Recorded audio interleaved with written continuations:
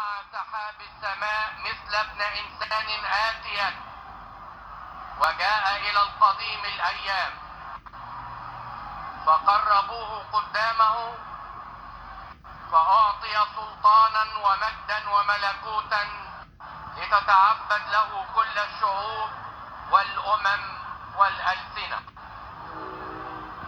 سلطانه سلطان أبدي لا يزول، وملكوته لا ينقرض. وقال إرميا النبي: ها تأتي أيام يقول الرب، وأقيم لداود غصن بر فيملك وينجح ويجري حقا وعدلا في الأرض. في أيامه يخلص يهوذا ويسكن إسرائيل آمنا.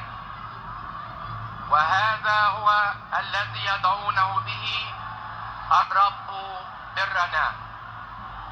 فيجب علينا الآن أن نتوجه بعقولنا نحو مزود بيت لحم، متأملين في سر الإله المتجسد وولادته في مزود لأجل خلاصنا، عالمين أنه